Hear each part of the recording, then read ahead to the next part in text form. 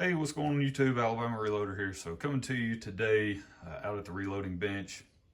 We're going to dive back into this, how to prep your rifle for hunting season series. We kind of took a pause with that video project introduction on the 22 Creedmoor. So now we're going to transition back over to, sort of going down this path of reloading, right? And this portion really doesn't apply to, I would probably say, most people who are going to be going hunting typically, at least that I'm aware of. Vast majority of people, friends, family, people that I talk to, co-workers, whoever, most people who hunt do not reload. They go and they buy factory ammunition and they see what shoots the best in their rifle, and then they just keep buying that factory ammunition, especially if it performs on game in the field. That's just what they go with, and that works great. That's not a problem at all. And that's kind of why I did the follow on with the premium factory ammunition. It was just to try to see how how the Savage 110 trail hunter would shoot with various types of factory ammunition. And some of that stuff, it shoots perfectly fine. I could just go buy another box of it and I could hunt with it and I could go kill a deer with it and life would be good. But that's not what I enjoy doing. I enjoy the process of reloading, going out, testing the loads, coming back, making changes, and then going back out. Just the sort of the rinse, the wash, the rinse, the repeat process of reloading. Now, if you think that I'm going to show you some magical trick on how to, find a load, find the perfect load for your gun in, 10 shots, 15 shots, hey, if you use this software tool, it can tell you exactly what powder charge to use and you're going to shoot, 1/4-inch groups right off the bat, then you just need to move on, go watch some other videos or from a different channel, because that's not what I do. I actually enjoy, and I know it's probably a big waste of components, but I just enjoy loading up different combinations of bullet and powder and going out, seeing how they shoot in my particular system, coming back, and then if I want to continue down the path with that bullet powder combination, then I'll begin to tweak some of the variables that you have the ability to change as a hand loader, right? So just kind of set the stage up front, because I know a lot of people, I say a lot of people, throwing out generalities here, generalizations, but when you're coming to YouTube and you're watching reloading content, I know I used to be guilty of it. I would go, okay, well show me the shortcut, right? Show me I'm watching this to pick up that one tip that's gonna get me there faster. But for me, I think over time I've just kind of learned that that's not really what I enjoy. I just literally enjoy the process of loading my own ammunition, going to the range, shooting that, seeing how it performs, relaying that information to you guys, and then if I want to continue, change a variable, do something different, and then continue to show the results. That's just, I don't know, that's what I enjoy doing. So what do we have here? We'll be using Starline brass. Brand new Starline 30-06 brass. You guys know I'm a huge fan and supporter of Starline. I think for the money, they probably make some of the best brass for the money, right? The the price to quality ratio on this stuff, it's really good. So if they make brass in a cartridge that you're wanting to reload for, just don't hesitate, go ahead and buy it. It's always been really good stuff. So to start, I probably could have already opened up the bag and had all this set up, but why do that when I can bring you guys along and we can do it together. So getting all this stuff set up, and what I'm gonna do, there's a ton of different ways to reach the same end result in reloading in terms of finding a good load that shoots really well in your rifle. All right, it's you know, everyone's got their own method, their own process. Some people, you know, they'll swear by a certain, you know, hey, you got to perform this, you know, these steps and this sequence and this order of operations. And if you don't do this step, then, you know, that's what's causing an issue, this, that, and the other. Really, at the end of the day, if you're getting into reloading, I can kind of show you, which I have in a ton of other videos on my channel. I've kind of laid out the process that I follow.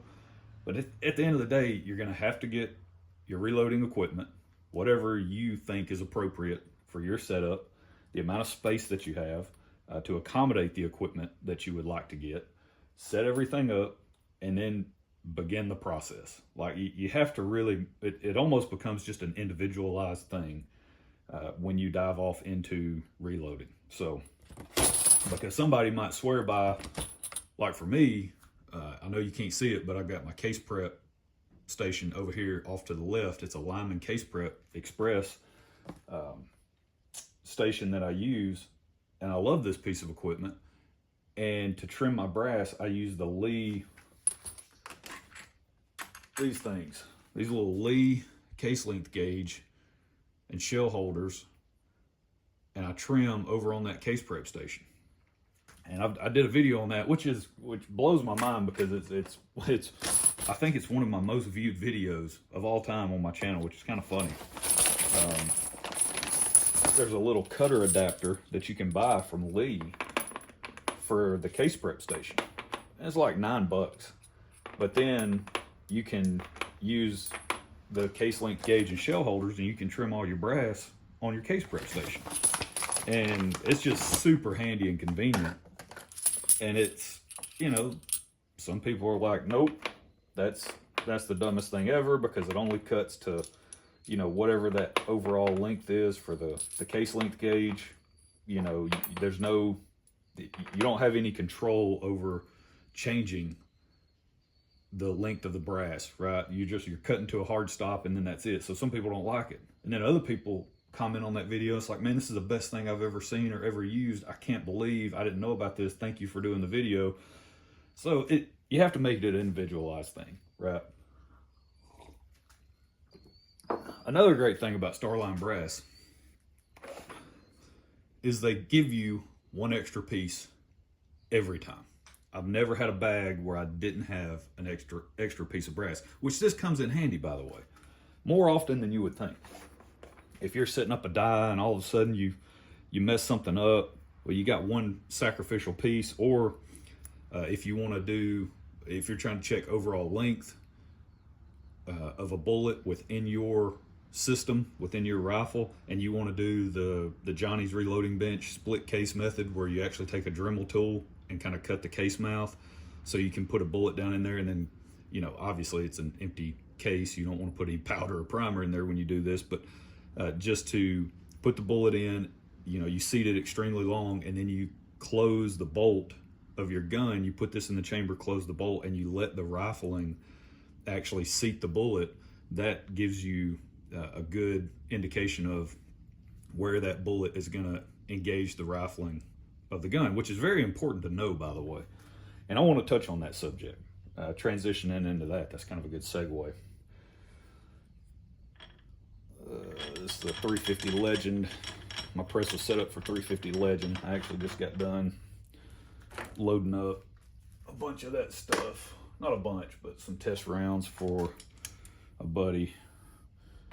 So one of the things I do want to talk about, I use the Hornady overall length gauge. It's just a straight, I didn't bring it out here with me. Hold tight. I'm going to roll in a picture of what that looks like.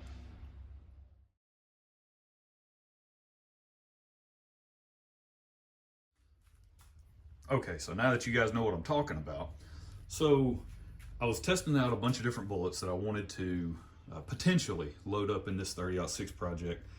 And one of the bullets was, let me see, it's this guy. I'm sticking with 180 grain bullets. well, I actually did change my mind on that. I will be loading up a 168. But right off the bat, I'm gonna go with the 180 grain Hornady CX bullet and a 168 grain Meguiar Ballistics Copper Rose. It's not the hollow point, it's the other version. I can't remember what it's called. But so we're going to start off with that, and I'll be using Super Performance powder for both bullets.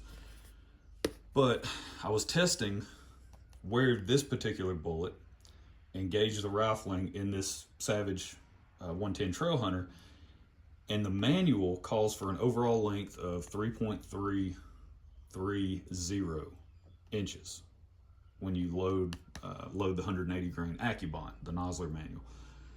Well, where this engages the rifling and jams into the rifling is 3.300. So I bring that up because, you know, some people, they'll kind of hate on that Hornady overall length gauge, that little tool. They're like, oh, it's finicky. It's, you know, it's got the plastic rod in it. It's, you know, it's not precise enough and whatever. Trust me, that is one of the handiest tools you can use as a reloader to establish, you know, where your bullet is going to engage the rifling, because you really need to know that, right? Like that was very much a critical thing for me to understand right off the bat was, hey, I want to test out this bullet. According to the manual, I would be jamming into the lands 30 thousandths if I tried to load this to the manual overall length. And that's typically, as maybe a new reloader, you're going to just walk right in, get your manual. You're going to say, oh, well, that tells me to load it to 3.330. I need to just load it to whatever the manual says. And you do that. Well, then you go to chamber the round and you're like, what in the world is going on? So it's the tool, the little Hornady overall length gauge. It's not that expensive. It's more expensive than I think it should be, but whatever, neither here nor there. But it's such a handy tool. And so I can't I can't emphasize that enough, right? That's one of those tools. It's very necessary in my opinion. Kind of how I feel about a chronograph now. Very much a necessary tool if you're going to get into reloading. Just go ahead, bite the bullet, no pun intended. But to circle back to get our brass prepped and ready to have a primer inserted and then dump powder and seat a bullet. Pretty much what I do, I've already installed a Lee 30-06 full-length sizing die. And in the instructions, you actually go down and make firm contact with the shell holder. You know, you raise the ram of the press, screw the die down, make sure you take out all the slop. Basically, you want it tight against the shell holder. Once you do that, you raise the ram and then you go like another quarter turn or whatever it is. Basically, you're camming over. That allows you to resize fired brass. Well, this is not fired brass. This is brand new, but I still run it through a full-length sizing die before I start. I just don't have it all the way set up per the instructions, right? I have it actually just barely.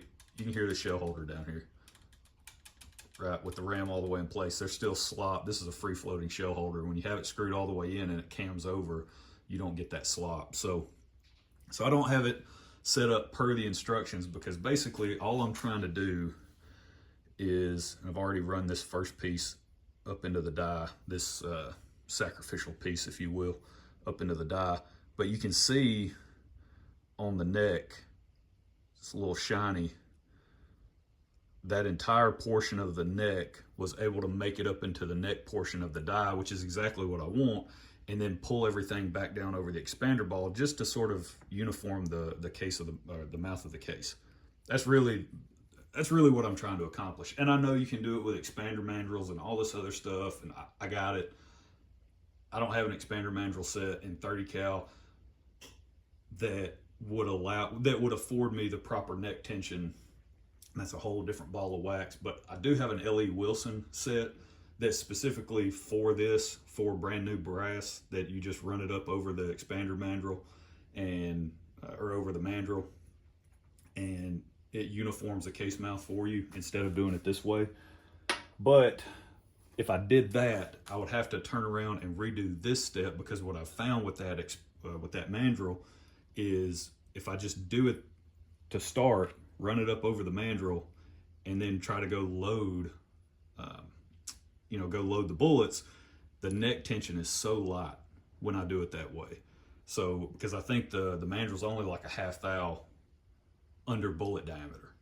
So it's your neck tension is extremely light when you do it that way. So that's something you have to be careful and mindful of. But just running these, there's like almost, the only resistance is this going up over the expander ball and going up into the neck of the die and then coming back down over the expander ball. There's no resistance on the body whatsoever, no issues. So that's why I'm not using any lubrication. It's not needed in this case. So, but I'm not going to sit here and torture you guys with watching me run 50 cases through the die. So I'm going to get this done, and then from there I'll transition you over to the case prep center so I can show you the next step in the process. From there we'll head inside, because I do all of my I dump all my powder in the house. I don't have any this is not climate controlled out here at my reloading bench, so I do all of my powder charges and stuff in the house. So we'll transition over to that, walk you guys through that, then we're going to go hit the range. This is going to be a long video, so hope you guys are ready. But kick back, relax, get you a cup of coffee, and just follow along. So you guys sit tight. All right, so got all 50 pieces of this stuff, 51 actually with the extra one, run through the full length sizing die, and everything's looking great. No issues. Again, the die wasn't set up per the instructions where I was actually going to be pushing the shoulder back or any, causing any resizing of the new brass. So wasn't concerned about that. Really just wanted to get this neck portion up into the die and pull the mouth back over the expander ball, just to sort of make everything as uniform as possible. Now, and of course you can turn the necks. It's a whole different subject, different ball of wax. There's advanced brass prep things that you can do if you really want to go down that rabbit hole, but whatever. I've been there, done that.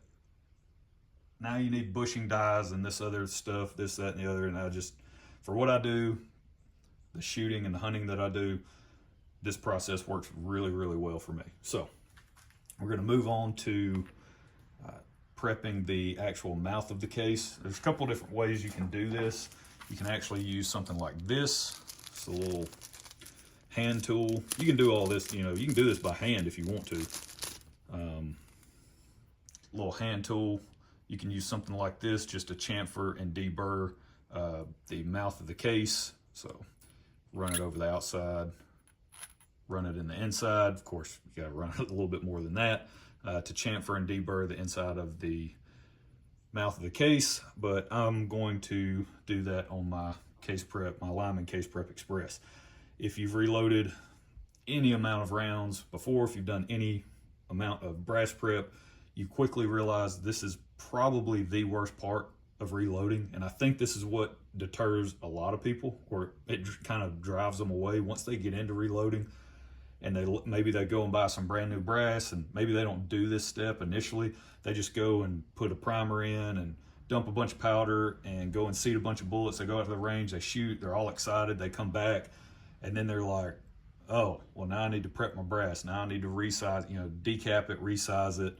And then if they do begin to kind of do these additional steps, it's not really necessary, but if they do these steps, they quickly realize this is the worst part of the entire process. So that's why this was a critical purchase very early on in my reloading hobby career, whatever. So let's get some power to the table or to the bench, and then cut that on. So really, I just go outside, inside, run it over a brush, and call it a day. And I know I started bottom left, but generally I always start top left on these Lyman bleacher blocks. And that's it. That's the process.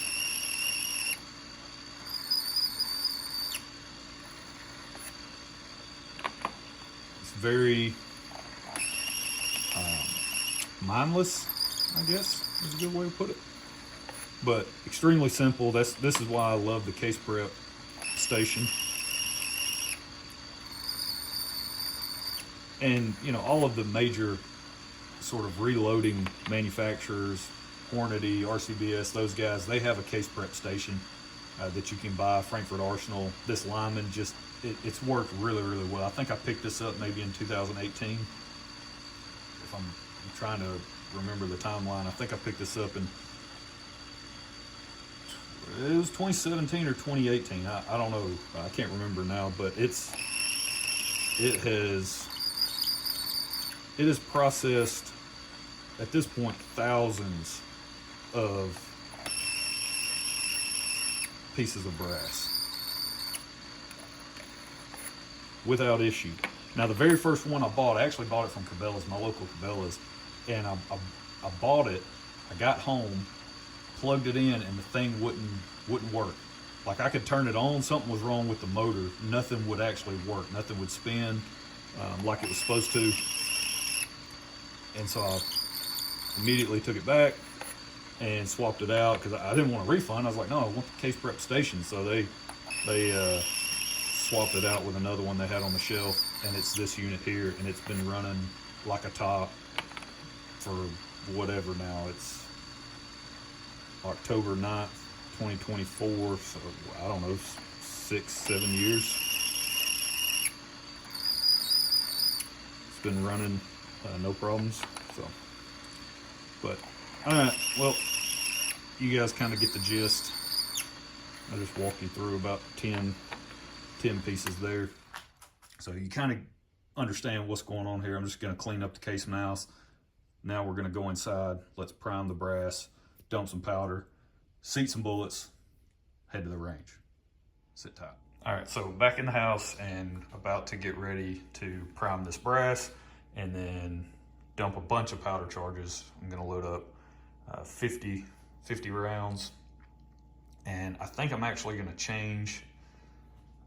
I think I'm going to change on the fly here. I believe I'm going to test 3 different bullets.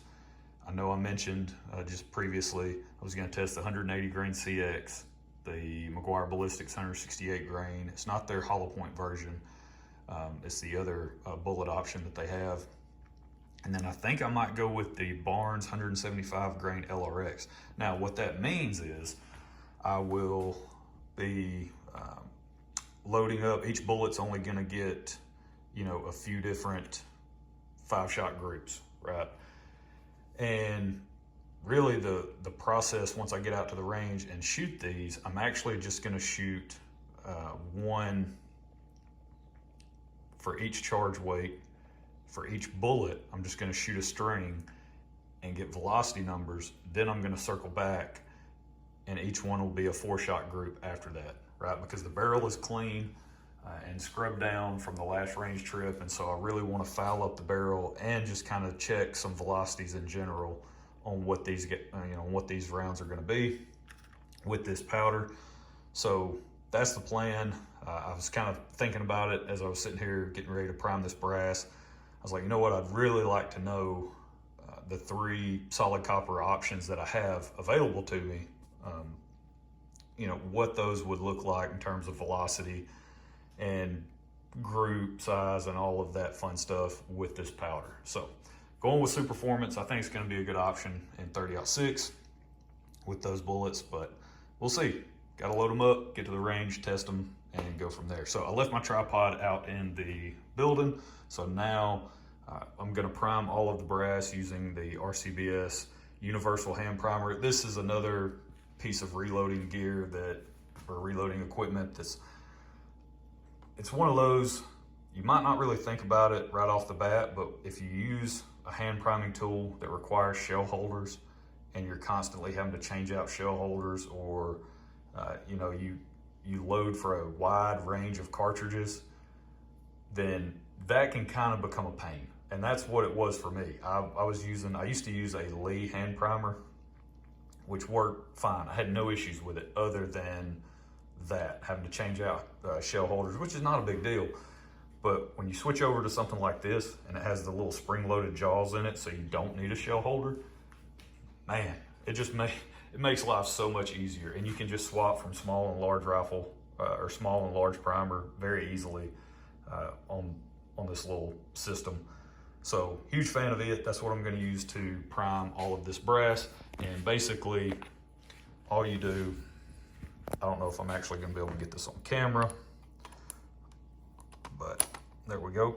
Pop it in the jaws, because I'm trying to do this since my tripod's out in the building. Need to flip that up. There we go. So the primers will feed. And these are Federal large rifle primers. And that's it. Seat the primer, right? Now, of course, I'm gonna do this two-handed, which makes it so much easier, but there you go. Primed brass, ready to roll. So I gotta do this 50 times. You guys definitely are not gonna wanna watch that. It's very tedious and time consuming. You get in a pretty good rhythm though. But I gotta knock those out, get the powder dumped in here, calibrate the scale, and get some powder dumped. So you guys hang tight. All right, so dumping powder charges. And again, I just referenced that I was changing up my game plan a little bit on the bullets that I'm gonna test. And so I'm gonna go with the Barnes 175 grain LRX, the Hornady 180 grain CX, and the Meguiar Ballistics 168 grain Copper Rose. Just jotted down the charge weights that I'm gonna be testing with each one. For the Barnes, I'm gonna test 4 groups with it, and then the CX and the Copper Rose will get 3 groups each. So I just kind of had to do that because I've only got 50 rounds. So that's the path that I'm going.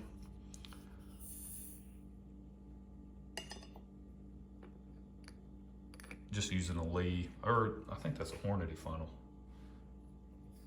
What funnel is this? Oh, it's just an MTM. Just a cheap MTM universal funnel. Works very good. And one of the things that I like about using something like an RCBS Charge Master Lite to dump the powder charges is when you're loading up a bunch of rounds, like 50 all at once, it can just get a little tedious if you're hand dipping the powder or, you know, trickling up charges or using a beam scale, things like that. I know people can argue the precision and the accuracy of these electronic powder dispensers. You know, that's fine. You can debate that in the comments, but it is really nice to hit a button and dispense the powder. Now, I could actually run this in auto mode if I wanted to. For each group, I could just punch in a charge weight, run it in auto mode, and then whenever I dump the charge weight into the case and put the little pan back on the scale, once it zeroes back out, it'll automatically throw the next charge. I could do that for every group, but it's only 5 shots in each, so I don't mind just hitting the button each time. But this thing generally runs ball powder really, really well, or spherical powder, which is what Superformance is. Not necessarily a ball powder, more just a spherical type powder. It's not extruded, not an extruded stick powder. But it runs through a powder measure really, really well. And I've had really good luck with this powder in 270 Winchester.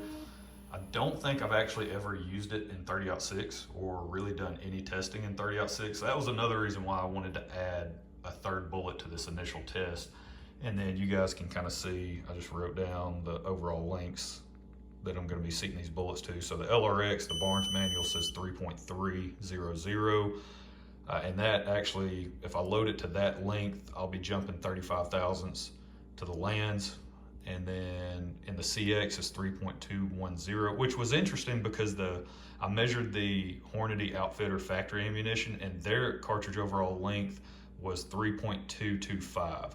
So it was 15 thousandths longer than what they show in the manual as the recommended overall length for that bullet.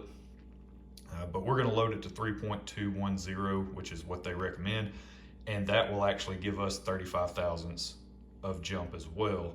And then the McGuire ballistics, talking with Sam, he said just to pretty much reference the Barnes load data, to use that as sort of a guide to loading their bullets, since there's not load data for their bullets. So based off the Barnes data for the 100, like I use the 168 grain tip TSX information to get the, well, I actually use the Hornady manual to get my charge weight range.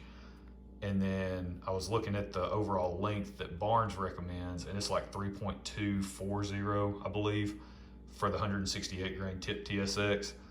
But I wanted to keep, since we're jumping 35 thousandths with these other two, I wanted to keep it the same with the McGuire ballistics, and I wanted to jump 35 thousandths with it as well. So that puts us at an overall length of 3.290. Now the throat in this 110 Trail Hunter seems to be extremely short. Like I was saying, you know, I mean, we're loading to manual lengths with two of these bullets, and we're only jumping 35 thousandths. And then I just went over the Nosler Accubon that you guys heard me talk about, where we're actually jammed into the lands 30 thousandths if we seat it at that overall that overall length that the Nosler manual recommends. So you can see why I was talking about having that little Hornady overall length gauge is a very handy tool. We're gonna switch over to 55. It's a very handy tool to have. And this is kind of opposite of, I'm working on a 7 rim mag project, and it's a Savage 110. It's an older, much older Savage 110. I believe it's a Savage 110D Series H, which according to the serial number dates it somewhere in like the late 60s, early 70s of production. And in that one, when I was doing the measurements for that one, I'm jumping, you know, 200 thousandths, right?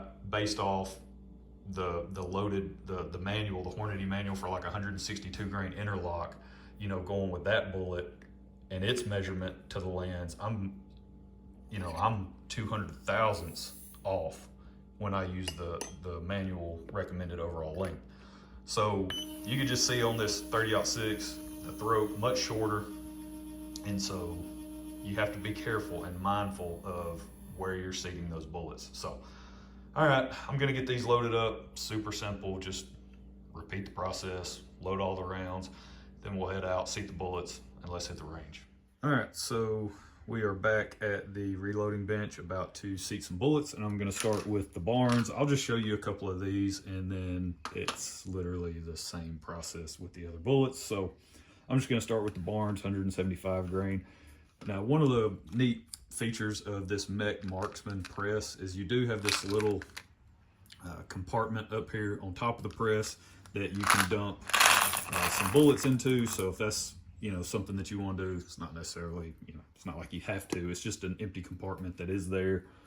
That does come in handy if you're, you know, gonna load up however many this will hold for your given caliber and size bullet. But you know, you can see these 30 cals, they fit up there. I don't know how many we've got here. We'll run through them and just see. But I'm gonna do, I'm gonna do four groups with the 175 LRX, and then 3 groups with the 180 CX, and 3 groups with the 168, the McGuire ballistics. So just get the brass in there.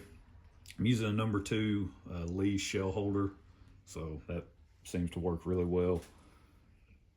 Gonna run the cartridge up into the press, and of course we didn't really seat the bullet much at all. I've got this micrometer.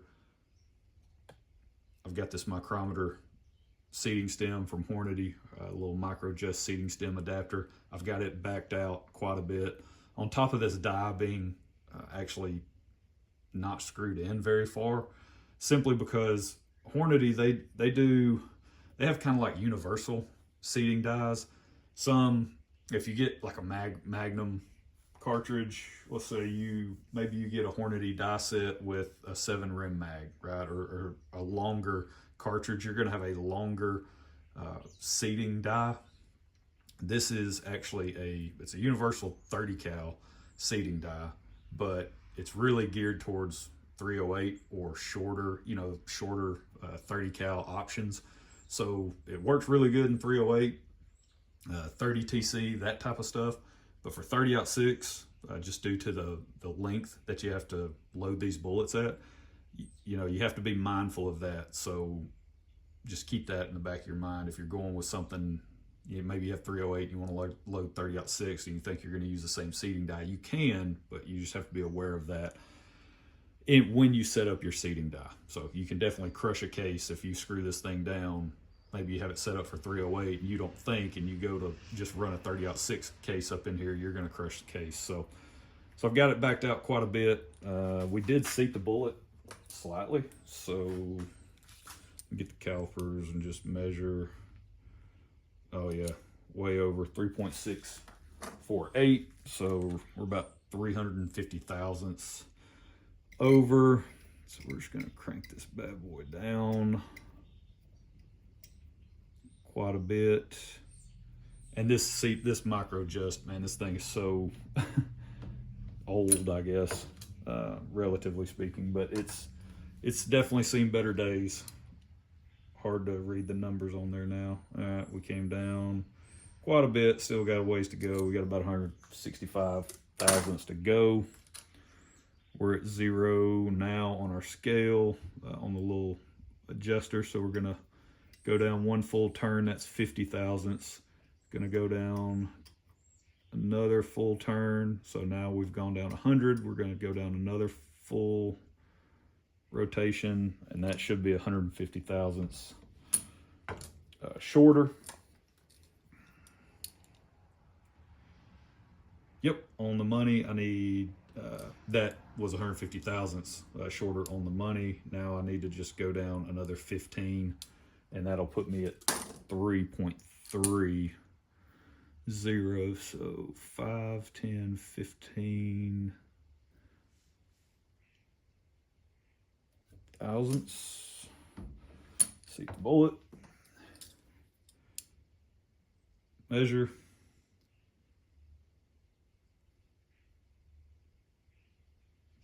There we go. 3.300, plus or minus half to a thou. It's all good. That'll get the job done. So there's our loaded round. And now we can head to the range. I'm just going to repeat this process with the other two bullet types. I'll finish loading the rest of these, and then I'll just repeat the same process. I'll loosen this up quite a bit, or turn it whatever counterclockwise quite a bit to actually raise the seating stem up, and then I'll repeat the same process that you just saw me do, where I'll take a measurement, adjust the die, take a measurement. I don't typically like to make very large adjustments.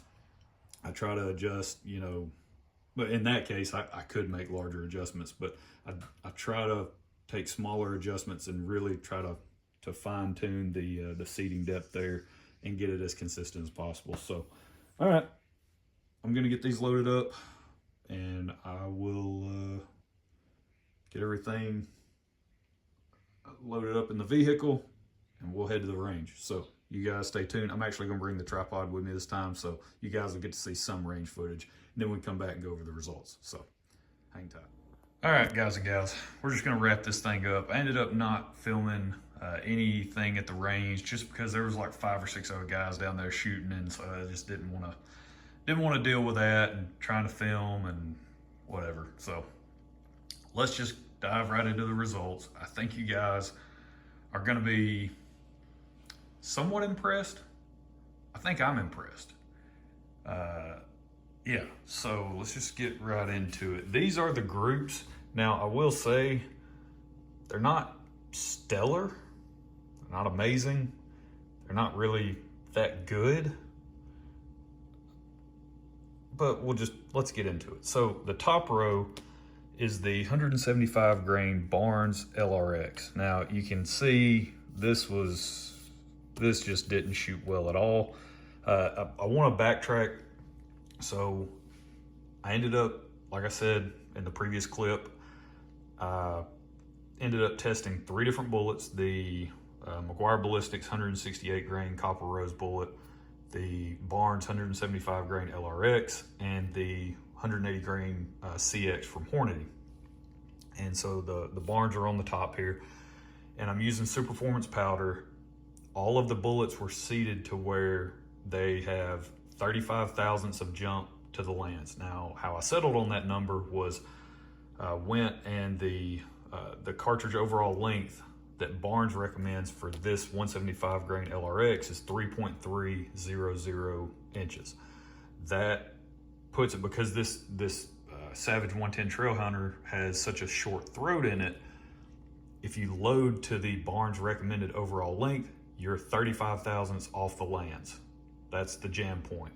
So that's kind of, there's not a lot of room for adjustment with this bullet, right? I mean, we can seat it out a little bit longer, but there's only 35 thousandths between the manual recommended overall length and the jam point. So I kind of use that as, you know, all right, I'm gonna set everything to 35 thousandths and see how it shoots with that level of jump. And so this was the Barnes.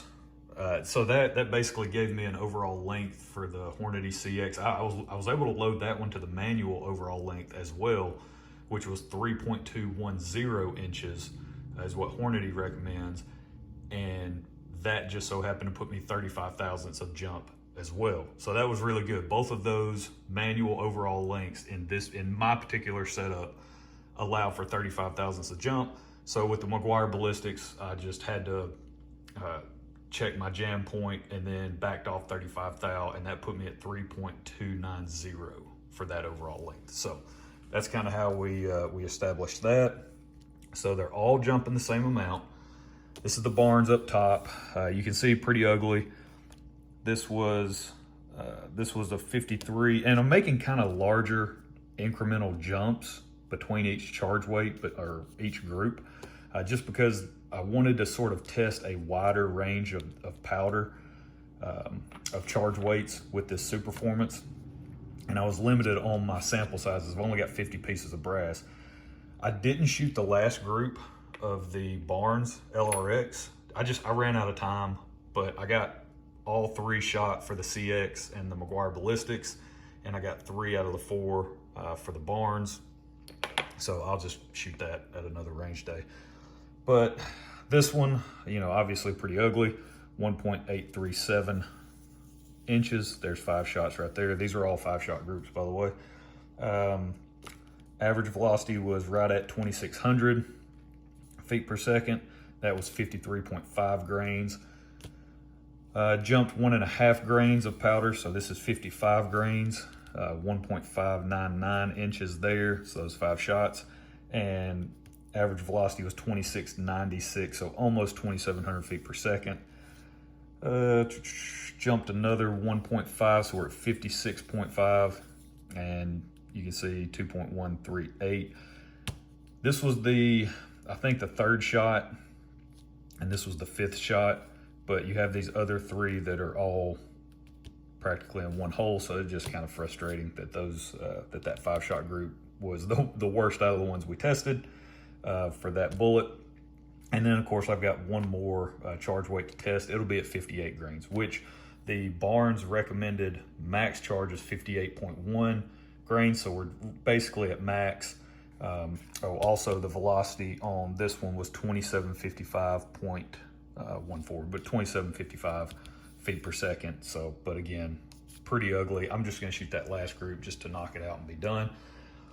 Moving on to these next 2 bullets. This is the CX row, and this is the McGuire Ballistics row. And I didn't change the scope at all when I started shooting, so just keep that in mind.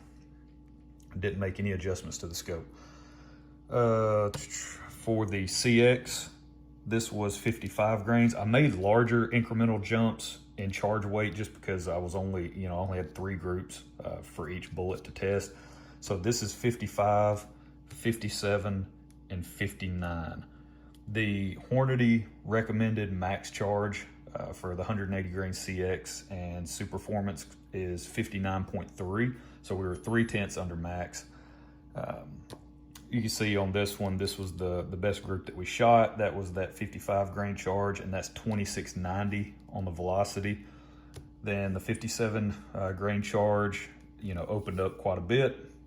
We're at 2788 on that one. And then it's these 5 shots here. Okay, so these 5, don't pay attention. This is McGuire ballistic stuff. That was a pretty bad group. It's these 5. Kind of tightened back up a little bit, 1.236, and the velocity was 2857. So moving on pretty good, especially considering the Hornady manual showed the max velocity to be expected as 2750 with that max charge of 59.3 grains. So you can see we're actually 100 feet per second above Hornady's max velocity that they list in their manual, and we're 3/10 under the max charge. So slightly under max charge, 100 feet per second above what they show in the manual. Really good stuff there. Just wish the groups would have been a little better. And again, we don't have a lot of room to play around. Again, we only have 35 thousandths a jump using that cartridge overall length that we went with that's listed in the Hornady manual. So now down to the McGuire ballistics. Let's see. First 2 groups, you know, this is the best group of the day out of anything we shot. This is 57.5 grains, and then 59.5 and 61.5. Now, how I came up with the McGuire ballistics charge weight range, or charge weights that I tested, I used the Hornady load data for their 165 and 168 grain bullet options. They don't have a 168 grain solid copper bullet. Hornady doesn't. They have 165 grain GMX and CX. So I just used that load data for the McGuire ballistics, and ended up, to be honest with you, we were way over the velocity expectation. So I actually think that we need to maybe drop this charge weight and test further on the lower end, because our velocities were actually insane compared to what we should have been expecting based on the manual. So let's see, this is 57.5 grains, and we were at 2832 feet per second. This was 59.5, so again, jumping 2 grains, and that one was 2928 feet per second, and then this is 61.5. It opened up quite a bit, pretty ugly there. But we were at 3033, almost 3034 on the velocity, which according to Hornady with Superformance, in those bullets, bullet weight range 165 and 168, their max charge is 61.9, and they show a max expected velocity of 2,800 feet per second. So we were 4/10 under the max charge that they show in their manual. Now, of course, our group was garbage, but we were 234 feet per second faster. So that's why I think this is probably just related to the amount of pressure we were generating, right? I think we were over pressure for sure.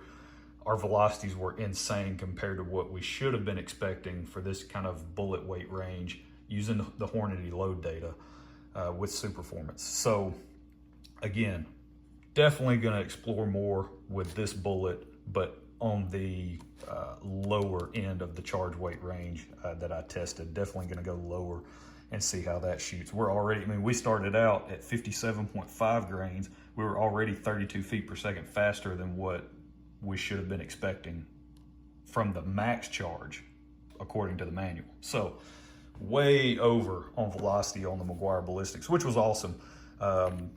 This is the max charge. You're not going to be able to really see it. Definitely a little bit of a shiny mark in between those stars on the Starline brass. The primer isn't actually completely flattened, so probably could actually push this just a little bit further, but I am definitely not going to. Way over the velocity that I was expecting. So all in all, Great day at the range. I put a ton of rounds down range with, I've got a bunch of projects I'm working on, but I wanted to get these shot. That way we get the results posted here. And yeah, just kind of narrow it down. I think we're just gonna not mess with this bullet powder combination, the 175 LRX. Not gonna continue to even test with that. There's no point. I'll shoot the fourth group just to do it because I've already got them loaded up and I don't want to pull the bullets, but not gonna continue with that at all. Don't forget these CX bullets are actually pulled bullets that I got from AmericanReloading.com. I will continue to test with these as well. I think this is a really good option, and it shot halfway decent. We had these two groups that weren't bad at all, right at an inch, and then 1.23. Definitely promising there, even with pulled bullets. And then of course the Meguiar ballistics, we're definitely going to be testing more with that. Yeah, so that's it. That's where I'm going to leave it. The SDs, let's see, I wrote them down here.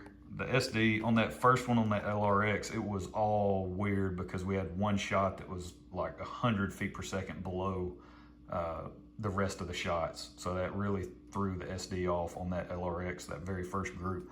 But then the next two groups, you know, some of the best, they were the best SDs we had of the day and two of the worst groups. So, you know, there you go for USD guys that really care about that, especially at traditional hunting distances. That don't matter. What matters is that. So, let's see. The CX stuff, yeah, you can see there 13, 16, 8.3.